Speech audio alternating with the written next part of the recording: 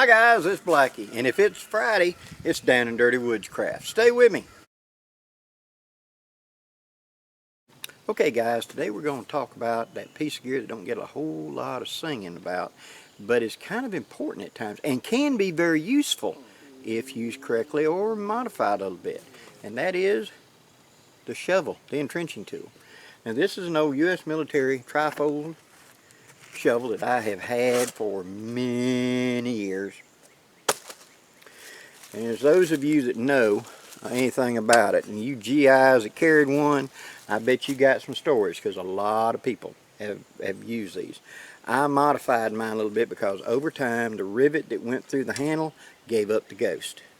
And so I put me a wing nut in there so that now I can fold it. Whoop. Alright, I put me a wing nut. There's actually a rivet in there. But as you can see from how my handles are a little wonky, Blackie's used this a little bit. Got the collar right here that tightens up. So let's start with the basics of how to improve this. One, that rivet right there can be a weak spot. Okay, so make sure yours is in good shape. Mine, as you can see, the handle is bent, or I had to pry something out someplace and it didn't really want to do it, but I managed to bend it, but it can do it. Now, the good old head, good hardened piece of steel, and you've got that collar right there. Make sure you spurt a little oil on that from time to time so it doesn't seize up. Remember, this is in the dirt. This is in the mud. And so if I get this home, first thing I need to do is take a water hose to it, clean it out, let it dry, and then hit the important parts with some lubricant to keep it working when I need it, because nothing's worse. You pull it out, you got to have it, and you can't turn that collar for love nor money, and you're stuck with it in whatever folded configuration or whatever. That sucks. So make sure you do some lubricant. Now I've modified mine a little bit. If you look at the very tip of mine's turned up a little bit to a little bit more of a point, and I've sharpened it a little bit to make a little bit more of a point. That was useful in campfire to be able to hook the bail and lift up on a Dutch oven or something like that and pick it up out of the fire. I also like that to be able to get precisely to pick up coals and things to be able to put on top of a Dutch oven or whatever. So it's not flat. Flat is kind of start to come up, it just slides off. I hook it a little bit. So I put that over a ball hitch on a trailer and beat down on it with a hammer. This is hard. It can bend. It don't want to, but it can bend with enough force. I took a 2-pound sledgehammer and I bent it just a little bit to give me that little bit of a point right there. That also is an advantage when I'm digging this way. That hook digs in better instead of that flat. It kind of curves the dirt and scoops it out better for me. Okay? Now, on this side and up here, you have these serrations. They come but dull. I mean, there's nothing to them whatsoever. I sharpened mine. As you can see by looking at that, I have now put saw teeth into mine. Now, how did I do that? The easy way to do it is take one of the cutting wheels on a Dremel tool and get up there and very precisely lay it in that V and let it cut outward. So it's like zip and go forward away. Zip and go forward away. And I sharpen it. Then I'm going to flip around this side and do the same thing with this side, and that makes teeth where now this is actually sharp. Now what is that used for? That is used for me to be able to hit and cut a root or something like that in my digging without making a lot of sound. In the military, in combat, it was so you didn't start beating on something and go whop, whop, whop, and they can hear it. So I can sit there and just saw back and forth and cut a root out of the way as opposed to beating on it, trying to chop it, and therefore giving away position. So I wanted to be kind of quiet back in that. So this was utilized for cutting roots and stuff like that. Back in the days when Blackie was trying to feed the family, and he may have been setting up stuff in places he wasn't supposed to be. I'm not saying I ever did anything illegal, I'm just saying I was trying to feed a family. And so you might have been someplace you weren't supposed to be and didn't want to attract a lot of attention. Now on these front edge serrations, I beveled it top and bottom to sharpen it just a little bit. And that idea there was to make it plunge in a little bit easier. Now I do not like the way that the shovel is set up. Got gnats in my eyes. Why? It's left-handed. What? It's left-handed. Let me explain why. Let's look at anatomy for just a second. On your arm, these muscles, making that big ham right there, that gun, is grabbing and pulling toward me. That's where I grab and pick up. See? That's these muscles. These muscles back here are the push-up. They're the push-away muscles. So if I grab a chin-up bar and come up, it's these muscles. If I grab the ground and push away, it's these muscles. So these are the push-away muscles, right? So I'm going to get up here and I'm going to swing this like an axe. It's the push-away muscles. So I am right-handed, my strong attack chop is going counterclockwise, because it's to me, remember, over my shoulder, counterclockwise, okay, which is right to left. Where's the sharpened edge for chopping? Now I got to hold it backwards, which means it's curved downward. It's left-handed. It's set for a left-handed person to have a power chop, not a right-handed person. See? So it's set up left-handed. The serrations right there are also handy for a chop, drag toward me. Chop, drag toward me, and I can cut. Now, a little modification to this, and I'll point this out later, that I have not done in this one, but I've seen done and is a worthwhile modification. You notice that whenever you fold it, like this, put that up there nice and snug. Now that becomes my hammer. I grip it right there and I beat. But that's a lousy place because them nubs are right there, right? What you want to do is go to a machine shop, something like that, someplace that works with metal, you know, working on cars, something like where they got grinders and things. And you want to get a piece of hardened steel. Okay, now this is a silver dollar, but I'm using it for representation. Something roughly that size. And you want it put so it's kind of notched to fit inside of that. So it'll fit in there snug. Okay, drill out them holes, grind it, whatever, and put it in there. Something hardened, because that becomes your hammer face right there. And now I can beat 10 stakes or steel stakes in the ground and not bugger up my shovel.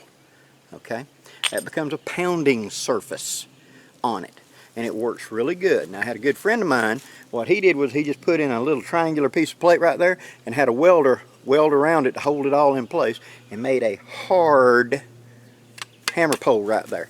He was doing a trap line and he's driving down rebar and steel stakes in the ground, and he wanted to carry one of these for a trapping tool, and so he wanted to be able to beat it in the ground. He likewise replaced this handle by taking out that bolt. He put a straight handle onto it to do the same job. Okay? Now, some people will, U.S.A.s, you know what I'm talking about. These have been used for chairs where you can fix it like that, put your butt on it and sit on it. It is now a hoe for digging like this. It's run a rope in this way, run it around the handle, tie it, and it's a grappler where I can throw it over yonder and hook something to be able to pull across to another bank or something like that. Multiple uses for this thing in the outdoors. And I think every vehicle should have one as a recovery tool. I can dig down and put something under the wheels for traction. I can use it as an anchor to hook to, and that's partially how this got kind of buggered up, is because I had to hook to it and use it for a pull point. Lousy pull point, yeah, but it's what you got. You know what I mean? So, there's a lot of uses, but don't be afraid to squirt a little oil in this thing, because it will dry up and therefore make it hard to do. Now, let me fold that back. Now, the part I didn't mention, I'm going to go into the next one, but I sharpened that edge. I simply took me a Dremel tool and run it down till I got it close. Then I went to a file and I sharpened that edge and that front edge. So I've got a chopping tool. I can chop small trees, things like that with it, should I have to, pretty easily. Now let's get her where she'll fold back up.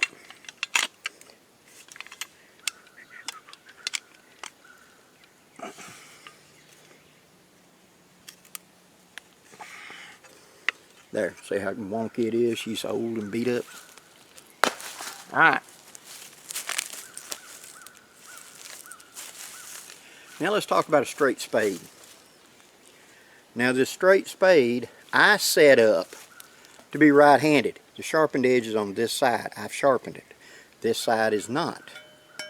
Still good steel. Came out of Germany or something like that. Now these style of shovels really came out of Europe, came out of Germany, World War I, World War II. And after the war, the world kind of went to either a straight handle. You see the Russians and all those parts used them.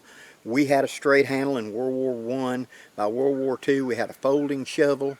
And on through Korea and Vietnam, it was a folding shovel. That was basically this idea, but it folded. And I've got one that folds. I'll show you in a second. But you can find these online. The Spetsnaz shovels, the titanium shovels, the Russian shovels, the cold steel shovels. Rough design, same thing. Now here's a little trick. Notice right there where that screw is. It's in that slot. It's there for a reason. In digging, when I hit, boom, I'm jamming the handle tighter in. But when I go to come out or pull out, it wants to pull the handle out. So it needs that screw all the way up against the bottom lip, you know, that slot on this bottom side to pin that. I have seen some of these come into the country where that screw is way up here and there's a gap. If so, plug it up, re-drill or re-screw it in, make it tight because I want it not to come out. Because if that handle can start moving back and forth, it's going to come out of there. Just the way it is.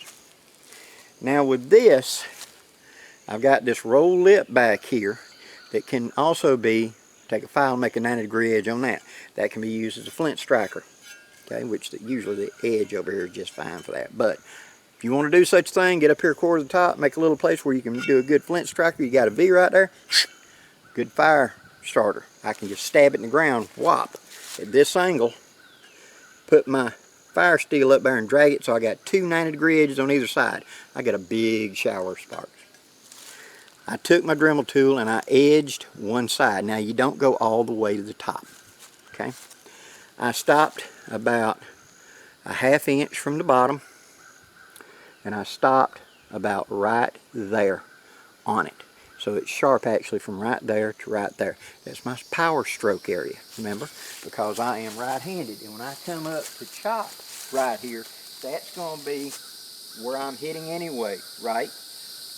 Why not go all the way to the end? It thins it and it wants to roll. So I want to keep it as durable as I can. So that tip needs to still be a little bit blunt, okay? I've got a blunt edge on this side. That's for cracking and busting. One side's for chopping, one side's for busting, okay? Now I've got the scoop face itself. Now, like I said before, you can simply take, you ain't got to, but in the long run, it'll pay you dividends. Pick you a place and put you something like that. Now notice on this one, this is a hollow that's been welded to this plate, okay? On some of them, like the cold steel, this is a hollow back here, okay? Because this groove is actually made into the blade head and the handle is separate. It's all one piece of metal. This is two pieces welded together, and you can see the weld line going around right here. So I don't want to bugger that up with tent stakes banging on it. So I would like to get me a hardened piece of steel, a block right there. Nothing terrible big, something about as thick as that, but hard steel, okay? A piece of a lawnmower blade would be a good addition. And just take it down to the welding shop and have them weld it right down through the middle. Taper it on the front end so it doesn't bother you digging, but it'll add a little weight right there. Now I got a pounder. And I got something I can pound tent stakes, I can pound whatever easily with this, okay? Other uses for this thing, you can figure out ways to hang a pot with it. I have jammed this into a tree before and hung a pot off that end for a coffee pot over a low fire or something like that. There's a lot of little uses for these things. It's hard to make a chair out of this. It can be done, but it's hard to make a chair out of this. But you can put your pogo stick on there or something to sit on. I've taken a piece of wood that was just right shaped, sat it on top of that and sat on it before. But it can be done. It's not that big and heavy, and they do have the titanium shovels now. I cannot say I've ever used one or held one, but I can tell you that people I trust do trust them and have said they're a very good shovel. So if I was to come across a titanium shovel of that Russian design, I would probably pick one up for the lightweight. Okay, but I would do my modifications to it as well. Okay, now the trifold shovel is more compact. This is in many ways more useful because that solid stick handle. Okay, but how about if I get something that folds?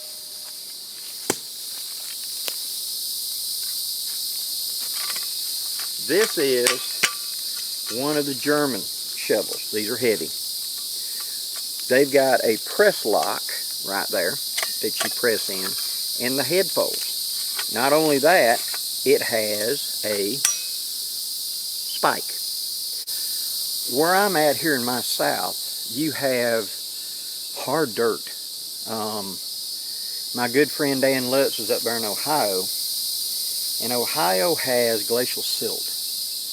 And so that's farmland, glacial silt, dirt, and etc. And you can walk out in his backyard and just get down on one knee and take your bare hands and start digging in the dirt. My dirt down here is, we get torrential rains that wet the ground, and that causes everything to settle and those grains to lock tighter. Then you have the sun baking it. So you end up, and we got red clay, you get dirt that's just to the left of concrete. You'll sink a trifold shovel with all your might, bring it down, and it'll go a ½ inch into dirt. You're more scraping. And so when I see these guys taking their bare hands and they're digging out a hole, unless you're on a sandbar in a creek bed or in mud, yeah, you can do that down here. But if you're at regular dirt, your fingernails will be bloody before you've got a cat trench dug, because the ground is just so gritty, so abrasive, and so hardly packed. Now, even when you're off in the woods, you go down through that loam that's on the surface of the leaf debris, and then you hit the dirt, and it's hard because of that. So you need something for digging. So that's one of the reasons I liked this. Again, I would put me a hammerstone back there. Again, I would sharpen it for right-handed, sharp edge on this way where I could swing it. But the spike back there, man, this thing's invaluable in my neck of the woods. I leave it standing up like this so that it don't impact all that weight's coming down. If I fold this over, yeah, it's got the weight, but it's kind of like not in the same line. So I leave it standing up, and so I can dig, whop, you know, hit and let that spike do the penetration. Then flip it over and let the blade, excuse me, then let the blade do the penetration. We had a little rain shower this morning, and it's 92 degrees and 91% humidity. You go to breathe, you take a deep breath, and you feel it flowing in and out of your lungs. And if you're a smoker or whatever, you'll be hiking up because all that stuff's getting you're washing your lungs. And so right now, you just choke up. You be sitting there breathing, you go talking, and so you choke up because you're breathing as much water as you are air. So, excuse me, getting back to, so by using this blade as a cutter that way, it makes a better choice. Now you can put measurement marks up here if you're doing construction and stuff, and you need to remember that this is so long or whatever. That'd be a good idea. You can burn them in or whatever. You can use this as a, you know, I see the guys cooking on a shovel. Technically, yes. Okay. But at the same time, this is hardened steel. That means it went through a temper. That means you heated it up to a given temperature and then you quenched it to make it hard. Putting it into a fire and bringing it up to 300-400 degrees repeatedly because you keep cooking on it and letting it cool is called annealing. That means you're making it softer. Now, that short little handle and all, it may never give you a problem. Or it may get so soft that eventually it bends. I don't know. I have seen a couple of the cold steel shovels broken, and both of those that I know personally that broke one was because they used it for a skillet a lot. They like to set it up there on the coals and cook on it, and then dig with it and chop with it, and both of them were chopping and it busted. And they'd been using it for like a year as a camping tool to cook bacon, egg stuff on, use it like a skillet, and then do that. They thought it was multitasking. And that's cool. It may be a fluke, I don't know. But Blackie doesn't put his tools in the fire. You know, if I put my axe in the fire, do you think it might affect the temper? If I put my knife blade in the fire and let it get really, really hot, do you think it might affect the temper? So I just err on the side of caution. I'm not saying bad about anybody that does it. They want to do it. It's their gear. Go for it, baby. But just saying that I don't. So, to recap, the shovel is very handy. In certain situations, it's a better choice because I can chop down small saplings with this like it's an axe, like it's a machete. I can use it for digging. And if part of the job I'm doing, remember, what are we doing out here? Bring the tools for that job. Are we coming out to just sit under the trees, listen to the birds? Then I don't need this. I'll carry something a lot lighter. What if we're coming out and I'm clearing out a campsite and I'm going to build a fire pit and I'm going to dig a coyote well down here and make it where I've got water and etc. Then I want a digging tool. And that's when either I'm going to bring in the entrenching tool or I'm going to bring in one of the flat one or this one, depending on which is better suited to the job. Okay?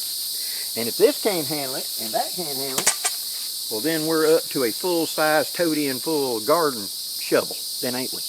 Because then I'm going to be doing a lot of digging. I want to be standing up. And short handle shovels are bad on your back. Short duration? Yeah, absolutely. But even in the military, whenever they knew there was going to be a problem back in World War II and they had access to trucks to bring in gear, they'd bring in pickaxes so the guys could build fortifications. It's when you didn't have anything with you and you were having to dig in, that's when you brought out your entrenching tool and dug a foxhole. So I'm not in the military. I'm not having to dig a foxhole. So I'm going to bring the right job for the tool for the job. And little modifications like adding that sharpened edge to it. Oh, and one more. Let me bring that up. I haven't done this mod, but I've seen it, and it worked quite well. Left-hand side for right-handers to chop. Right-hand side. What he did was he sanded this section down, and then he went and got a sawzall blade, one of them 6-inch long sawzall blades, and he got it sanded, and he put it up there, and he JB welded it so the edge was facing back to him, so it was a pull stroke. Okay? So now what he would do is he'd kind of like chop down and let those teeth bite in, and then he would drag it back. Chop down, dig, and drag back, and he could cut out things. It was a vehicle recovery tool. He does a lot of four-wheeling. He gets in bad places. And you get down in a big mud hole and there's a root or something. He wanted to be able to cut roots underwater, and that's what he uses. Be able to put it up against it and draw cut. See? So by putting that sawzall blade on it, it did the job. This is edged on one side, sawzall blade on the other. Put a hammer on the back of it, you got MultiTool right there. Hope you enjoyed this video, guys. Please leave any questions or comments below. And thank you very much for watching my video. Till next time, guys, I'm Blackie wishing you safe journeys. Have a great day, guys.